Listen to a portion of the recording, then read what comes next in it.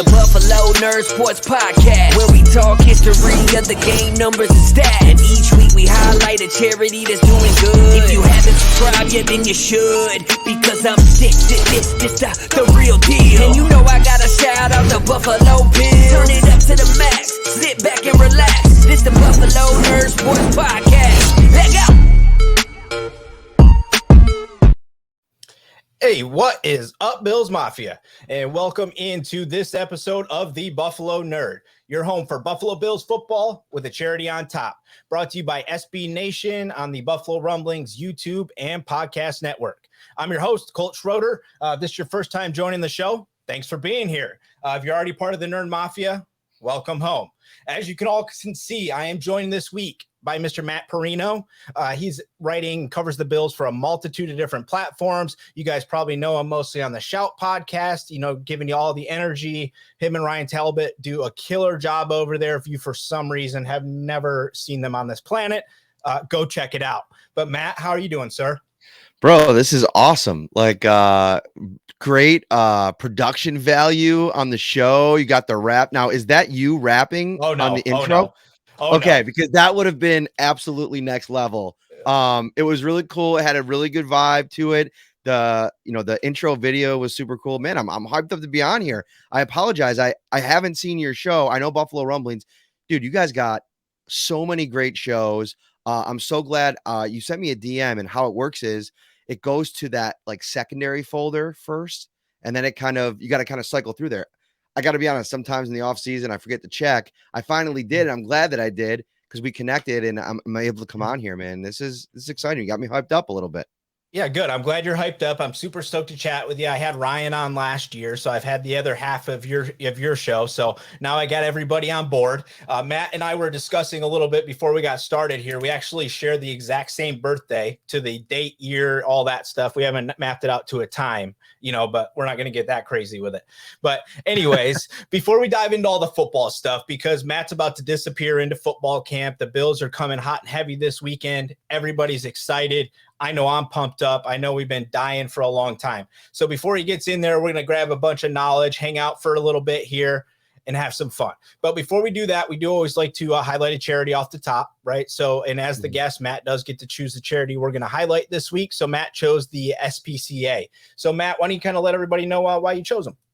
Yeah, SPCA is super near and dear to my family's heart. It's where we got our first little doggy, Rocky. I think it's 13, 14 years ago now.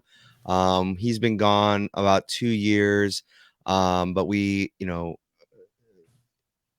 really changed our life. I was never a dog owner growing up. My parents, I think my dad was allergic.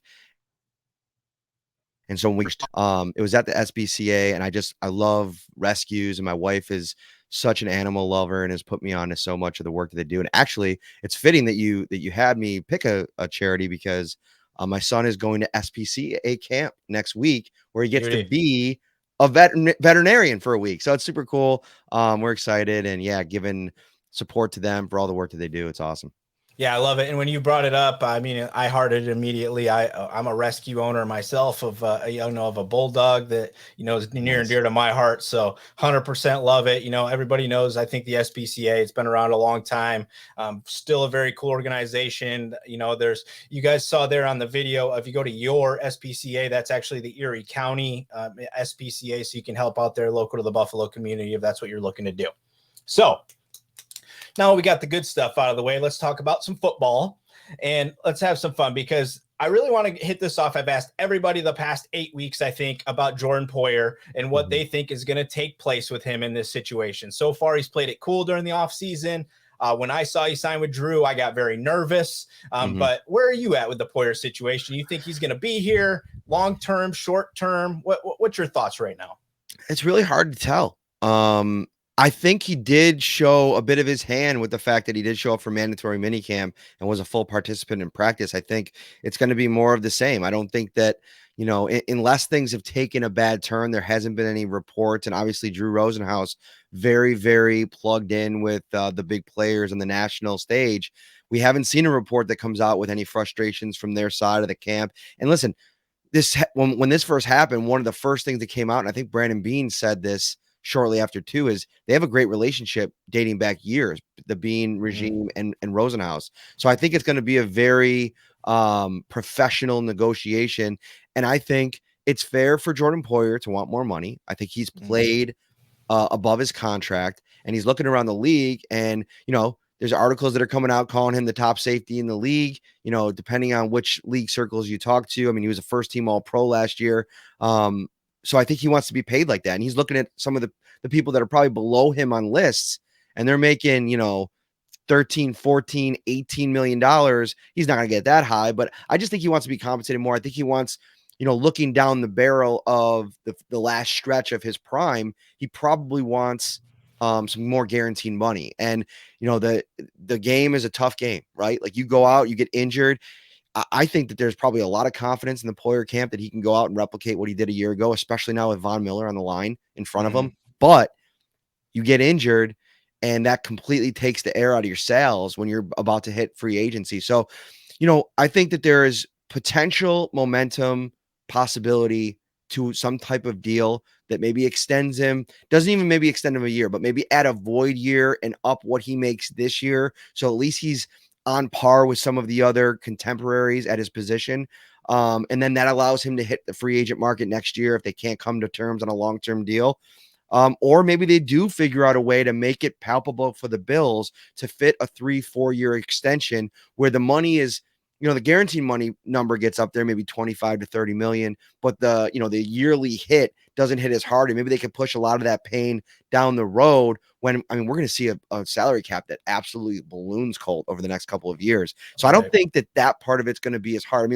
The way Brandon Bean, worked this cap this year, I think the guy could probably work out any problems that he'll have for himself down the road, just the way that he, puts together contracts and the kind of players that he goes out and gets, how they do things on the offensive and defensive line. But yeah, it's one of the top storylines headed into camp. I'm excited to see if there's any progress made there. Yeah, and your first option is what I've been preaching for like 8 weeks now. I think that's where we end up, is it turns into we just pay him this year good money, make him happy, and then next year we let him look around, and honestly have to, because we might not be able to pay him, but we're also in the position now where a really good safety might want to come here and not have to be paid as much as Jordan Poyer wants to, because they want to be part of this organization and what this team is doing. So it's going to be interesting to see how it plays out. I like both those options. And you wrote a piece here that just came out that was talking about the cornerback room. And I don't know if you saw the things floating around today that there's been some Bills members reaching out to Joe Hayden potentially about trying to fill up the room a little bit. Your topic was Tre'Davious White in the cornerback room, right? And I think that this Jordan Poyer thing plays into that, right? You definitely don't want to potentially have Jordan Poyer out and Tre'Davious White. Like, you immediately take a big step down, right? So I think everybody's going to try to avoid that. But the other, I think, kind of hot topic always for the Bills is the backfield, right? And we've got some interesting pieces again this year. We've been maintaining this kind of, we draft them, we stick with them, and we really kind of see if they work out, right? That's kind of what we've been doing. Where are you at with these backs? Anybody that you think is just, they don't really stand a chance, or is there anybody that you're just 100% like they're going to stick no matter what, outside of like Cook, because he's going to be there? Like, kind of like, where are you on Moss on this situation? Is he in a dangerous place? Duke Johnson's probably just here for camp. Where are you? Yeah. The funny thing about Duke Johnson is, like, I think that they really did sign him for a particular reason. And I know that they got James Cook, and if the draft fell that way, so it's always about filling out holes and then not having a draft for need. And now you end up with a very loaded room with a lot of different options. But I'm not really willing to, I think if I was, predicting or handicapping the running back competition, sure, Duke Johnson would probably be, the first guy that I'd say is going to be a cut candidate, right? I think fitting all four of those guys on the roster might be tough. And I don't see a scenario where they release Zach Moss unless he's just completely ineffective in the game, in the preseason games. I just don't see it, because he offers you, here's the thing with Moss, and I see the comment on the screen. He offers you flexibility into 2023. Devin Singletary, he's a really good player, and he had a really good finish to the last season. I think he goes into this year's running back one, and he could go out here this year and blow it up again and continue that momentum. But then what happens at the other end, Colt? You're going to have to end up paying him $7-8 million a year at minimum for a guy going into his second contract. A franchise tag for a running back, I think somewhere around $12 million. You're not going to do that. So you got Zach Moss. If you could kind of just continue to develop that player, and if he could show enough this year, it gives you an option to pair with the athletic, the quick, the speedy, the receiving threat that is James Cook in 2023 and maybe potentially beyond. And I think what they do is they just, keep kind of running the cycle, right? You let Devin Singletary go, you let somebody else pay him, unless a deal works out where the money makes sense. And then you let Zach Moss go into year 4, contract year for him, let him prove it, and then go do the thing again. Draft a running back in the 3rd round, start that cycle over again. You got James Cook, go for a different brand. Maybe go for that Devin Singletary, Zach Moss hybrid once again. I think they have a lot of options. I'm not willing to rule out Duke Johnson. And hey, listen, if any of these guys gets injured in preseason and training camp, that's going to make things really more interesting. And I think having this kind of depth, these kinds of options is good. The one thing I am kind of bummed that we won't see that was like kind of percolating for a couple summers is the Christian Wade watch. Like It got annoying to a degree because some fans, like, I think blew up like what his actual potential could be.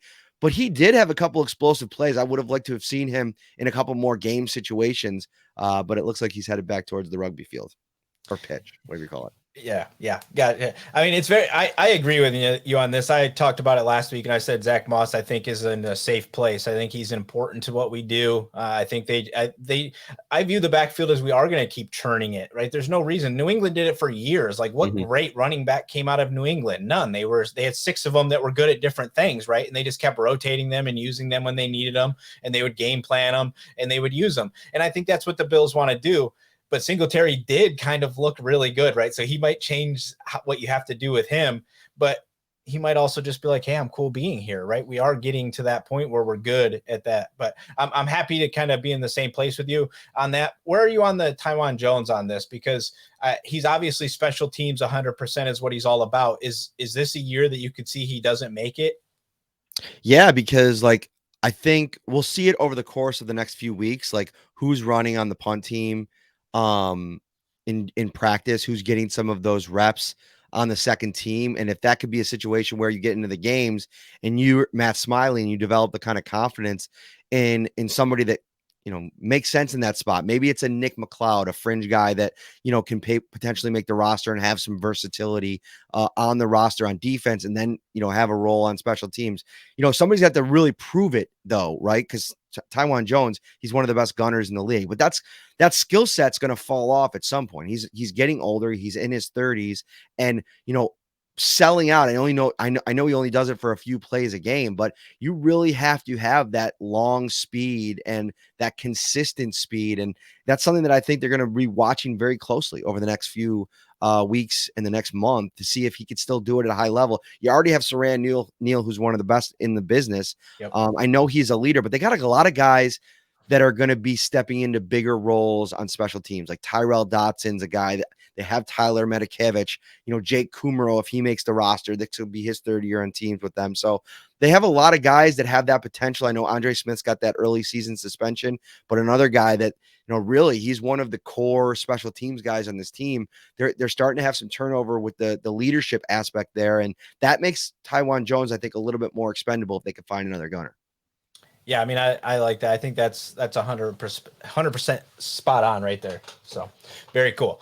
All right, so let's move on to that next room. You brought up Kumaro. I think that, it's interesting because the kind of the piece that I like with Taiwan Jones, and I think they keep him around for, is they've shown across the roster that they like experience, right? They like at least an older player kind of everywheres, right? It seems like they like it in all those positions. The running back room doesn't really have that. If you lose Taiwan or you lose Duke Johnson, you're talking about Devin Singletary is like your leader in the clubhouse with experience, right? Wide receiver room, we've seen the last couple of years, they bring somebody in to make it happen. Everybody's pushing Gabe Davis again this year, that this is the year, right? He's going to do it. It's going to break out. It's going to happen. Crowder gets brought in. Like who are you looking to see out of this wide receiver packet camp? Yeah. So I've talked quite a bit about this the last 3 weeks because I think it's really interesting, like how the targets are kind of diced up. Last year and the year before, the first 2 seasons, Gabriel Davis was in kind of like a utility role, right? Like whenever they could find looks for him, he had to make the most of them. And for the most part, he did. And, he was a big time touchdown producer in the first 2 years. Obviously, the last game he played was one of the best that a wide receivers ever played. It helps playing across from Stephon Diggs. But beyond those two, I think that you're pretty set there. They like Jamison Crowder in that Cole Beasley role. That makes a lot of sense. And then Isaiah McKenzie and Khalil Shakir are the ones that are really intriguing to me. Does McKenzie have the versatility and big play potential to maybe slot into the new version of Gabriel Davis, where you could kind of put him anywhere where somebody gets injured? You just put Isaiah McKenzie in there, or when somebody needs a blow, you can put him anywhere in the formation, and maybe Ken Dorsey and Chad Hall and Joe Brady, who was a wide receivers coach at LSU, who coached, Justin Jefferson and Jamar Chase. Maybe they can even unlock Isaiah McKenzie's potential even more, because I'm a big Isaiah McKenzie believer. I think that he has a little bit more even upside than what they've used him as the last 2 years when he's had those big breakout games. I think he can win on the outside too, if given the chance. So if he slots into that role, then you have maybe Marcus Stevenson that can kind of go into the old Isaiah McKenzie role. And then Khalil Shakir could be that, Isaiah Hodgins 2 years ago, Marquez Stevenson last year, where you kind of just string him along a little bit, unless he's ready. Maybe he comes out over the course of the training camp and preseason and says, listen, everything I'm doing here, I'm ready. Maybe he makes some noise or a splash in the return game. We'll see that as well, if he's going to be a factor there. But there's so much talent in the wide receiver room. I think it's going to be a real, it's going to be tough on him to earn a consistent role to where they can have him on the roster, every week, get him a jersey. And it's interesting. Back in the spring, he had a little bit of an injury he was dealing with. I think it was his left leg that was taped up. He missed a couple of days of practice, nothing severe. But it reminds me of like Hodgins' rookie year, when he had a couple, just was dinged up a couple times, and then they got to the season and they just kind of put him on IR. And, you can kind of get a little bit, creative with that process. And that could be something that maybe the Bills want to try to do, if, or they just want to say, hey, we want him to keep practicing when he's ready to go. Maybe we can give a chance to come back halfway through the season or whatever it is, kind of like what they did with Stevenson last year. They've become really good at like protecting and hiding their rookie wide receivers on day 3. Yeah, no, they're getting very good. I've been saying that the whole time, that the signing of, Shakir to me very much aligns with Gabe Davis, the way we brought him in, high quality player, smaller school, was having a great season. He just fits the mold. But it is a lot of that this is just a really good football team across the top of the board now, right? So it's very difficult to get in this room and be there all season long. So one little nick up in the offseason can be all she wrote, and you don't get another opportunity to be playing on this football team, because I thought the Crowder signing, and I'll stand by it, and unless he makes me eat it, that it's going to be a crucial piece in how we function this season. I like his versatility. I like his build. I like his aggressiveness. I like what he's going to probably bring for us this offseason. So I'm one note on that about him. I think, Ryan, my tag team partner, he's a big Crowder guy, right? He's been talking about this for months. And I haven't really thought a lot about this until recently. I was thinking about unlocking Stephon Diggs in a lot of the ways that they did in 2020 when he was first here. Some of the deep ball stuff that he was able to do. He wasn't as effective down the field. But I also think that the decline of Cole Beasley, not only his production, but his role in the offense, I think that allow teams to key in on Diggs a little bit more. I mean, if you remember in 2020, Cole Beasley was a second team All-Pro. And I know that was very controversial, but if James Crowder can, even be 80, 85, 90% of that could potentially really help Stephon Diggs. So I think that's, the more and more I think about it, the more and more I'm pretty aligned with that thought process as well. Yeah, I think he's going to be more than that. I think that this is the opportunity he's been waiting for. He has not been on a good football team, and he has not played with this caliber of quarterback. You got to stay healthy. Another little guy. Yeah, that's my concern. That's my concern. Absolutely. Always going to be a problem, but I'm stoked for it this year. I think we've done some real nice things for depth. I know everybody questions where we are with our number 2 wide receiver and if we truly have one and what it's going to look like after that, but I'm pretty happy with where we are in that room right now. That's a wild take to me on the heels of that Chiefs game. And I know it was only one game, but the dude, like when he came back from COVID, was awesome. Like Gabriel Davis down the stretch was really good. And if you talk about the touchdown production for his first 2 seasons, like match it up against any rookie the last 3 years. I mean, Justin Jefferson, Jamar Chase, those are the only guys that you're probably really putting over him the last couple of years. There's probably another few that I'm missing that you could sprinkle in. I think he's poised for an absolute breakout season. I love that he's put on all this size. I think that he can be, you talk about dynamic of the offense in that receiver room. If he can be a physical yards after the catch intermediate weapon now, consistently and take that punishment week after week, and teams got to kind of maybe shift a safety over to his side to deal with that after establishing that early in the season. Good luck dealing with Stephon Diggs on the other side at that point. So yeah, I think that it's gonna be fun to watch it play out. Yeah, I think we've been missing that a little bit, and I would say that's kind of like the Eric Moulds, right? Of just being able to body everybody no matter what. It's just get it over here, Josh. I'll take care of the rest, right? And that's where it's at. Awesome, love it. So let's next hit this real quick. I'm curious. We got a new offensive coordinator. Defensive coordinator stays the same. Everybody appears to be pretty much back on the defense. We rotated the front line. It looks better to me. Do you anticipate a regression on either side of the ball this year, Matt? No, only because I expect a huge jump from the defense, which seems weird. There was the number 1 defense in the league last year in the regular season, but I'm talking about sack production, tackles for a loss, like what they're able to do in the backfield, the way that they're going to get penetration, I think is going to maybe create more turnovers. I think one of my bold predictions, if I put out that piece here in the next couple of weeks, is that they're going to lead the league in turnovers this year. I think that Von Miller's addition really is just going to unleash that secondary. And like you talk about the things that they could do to disguise a defense. Can you imagine 2 times against Mac Jones, against Tua? Now, not only do you have to deal with this disguised coverage and a year 5 Tremaine Edmonds playing behind a better defensive line, but oh, by the way, you're going to have to deal with Ed Oliver in a contract year and one of the greatest pass rushers in the history of football. So I see a step forward for the defense, and I don't see a regression for the offense, only because I thought regular season last year, they didn't really play up to what I thought that they were going to be until later in the season. And so I don't anticipate any type of Jacksonville performances from this offense this year. With that said, the biggest question mark is, how do things go? Do they hit the ground running with Ken Dorsey in the play caller's chair? That's going to be interesting to watch. No, but I don't see a regression on either side of the ball. Cool. Yeah, I'd agree with the same thing.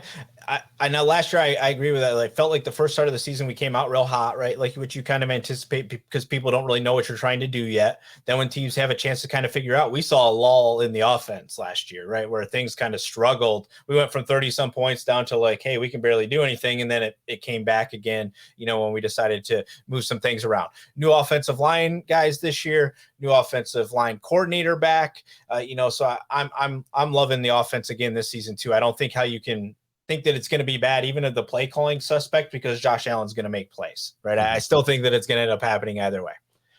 All right. Next one I want to know is, what position battle are you most pumped for at camp? Ooh, that's a good question.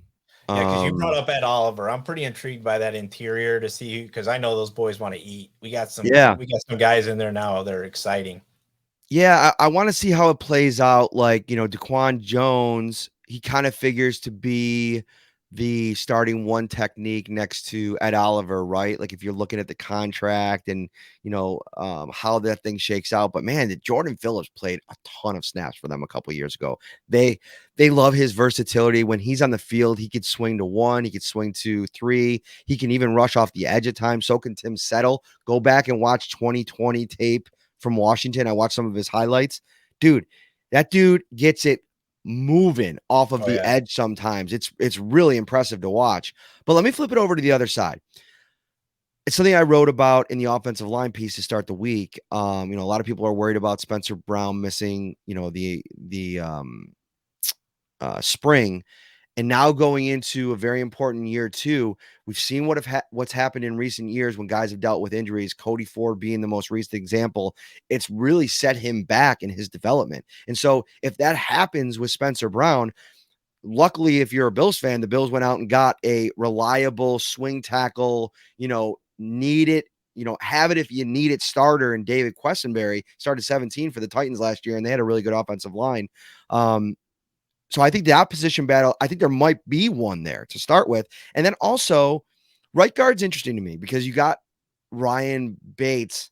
I'd say most people have him in, maybe erasable pen, if that's still a thing. There used to be a thing when I was in high school. Right. I think there was erasable pens. Because, you want it to be kind of permanent, but you're not going to go put all your money or all your chips in the middle. I'm not done with Cody Ford yet, man. I'm not completely out on him. We were talking about this on a recent episode, and I just think that everything is aligned for him to have one more real, true chance to make a run at a starting job. New offensive line coach that if he connects with him soon enough, and Aaron Cromer, that could start, maybe a shift. Maybe they find something in this game, whether it be in the film room or out on the practice field, that, turns a light on, in his brain. And, it allows him to finally settle into one spot. He's never had that his entire career, and he's healthy. And there's a lot going for him, and it's a contract year, and it's a, play for your next contract kind of year. So I think that you're going to see the best version of Cody Ford coming up here over the next month and a half. And if you don't, maybe you see the Bills move on from him before the start of the season and try to flip him for a draft pick. Because now that you went out and got Greg Van Roten, man, you got a whole bunch of veteran experience on the interior as depth options. You got Ike Butker, who will probably be back at some point this season coming off the injury, and then Greg Mance. He could play all three interior positions. So I think the Bills did a pretty good job replacing the guys that they cut in John Feliciano and Darrell Williams. They got some young guys that I think could maybe make some noise in year 2, and Tommy Doyle year 1. Luke Tenuta, man, I'm telling you, watch that guy out on the practice field. If you get out there to training camp, that dude is just an absolute tower. Love it. When I saw the signings in the offseason, especially when they brought in the second member of the Tennessee Titans last year, I thought that was kind of writing on the wall of what they truly want to think about, right? They want to be able to run the ball like the Titans and throw the ball like we do. Like, I mean, if you're not going to continue to try to progress, I mean, that's what you should try to be, like the best running game and the best passing game, right? If you can do both of them, you should be unstoppable, right? I mean, right. that I think that's how it naturally works out, but I love it. So real quick here, as we're getting ready to kind of close up here, I want to get your kind of early, I mean, it's July 21st. We're getting ready to report to camp this weekend. Win total for the season for you, and where does this team finish? Finish in the playoffs?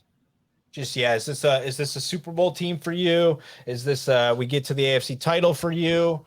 Just kind of your win total and what you think is going to take place as of July 21st. I mean, it's got to be a Super Bowl team, right? I mean, to sell out, to get to land Von Miller, knowing now the obstacles that the Bills faced to get him. And even after they got him, there were second thoughts. And, it all seems very cozy and happy now. And he's got his contract and everything seems good. But, I'm predicting 13 wins. I think going on the road in the opener against an offense that, is probably going to hit the ground running with Matthew Stafford with a full year to kind of prepare. Maybe they have a malaise, maybe they have a little bit of a hangover and you're able to take advantage of that. But there's some tough games in that first stretch. I mean, Miami's better. Baltimore, you got Green Bay, you got Kansas City. That's a tough stretch to open the season. So I think, 12, 13 wins. I'm giving them the benefit of the doubt. I think Sean McDermott does a really nice job at getting them up to play each and every week. So I'm going 13 wins, and I think you got to make it to the Super Bowl. There's a lot of good teams in the AFC, and it's looking better and better for Cleveland as the days go by here, that Deshaun Watson's going to get probably half a season to get back into game shape and potentially make a run at a playoff spot, and then they become a contender in a absolutely stacked bowl of contenders. I mean, I think you got to consider the Chiefs, the Raiders, the Chargers, all in the contender conversation right now. Maybe we change things the first month of the season, but I think we're there. Baltimore's going to be tough. If Pittsburgh gets anything from their quarterback position, I think that's going to be interesting. Tennessee still got Mike Vrabel, still got Ryan Tannehill and Derrick Henry. They're still going to probably be a factor. There's a lot of good teams. I think I'm probably missing one or two that can be, the Bengals, of course, the defending AFC champions. No big deal. So yeah, it's going to be a murderer's row, like once you get there. But I think that the goal this year for the Bills has to be take care of your business in the regular season. It's going to be tougher, play a lot better, string of quarterbacks. But get that home field advantage, host an AFC title game, which actually they could have done if they would have beat the Chiefs, right. But that is what it is. I don't want to bring up old wounds for all of you guys. And then, try to make a run to the Super Bowl. It's got to be this year though, right? Because this is like the build. It started, the Houston playoff game was like, what was it now? 3 years ago. Yeah. And that was like the first real like battle scars, right? That you kind of pile those up before you really are ready to win in professional sports. I feel like team sports like basketball and football especially. And once you have enough of those, and now you take the Kansas City games, you take that Houston game when you're up 16-0, you've been in spots where you can learn from those situations. And now you should be in a position, adding a guy like Von Miller, where you have that championship medal in those big moments. You have Josh Allen, who should be, are you picking anybody else for MVP this year? I'm not.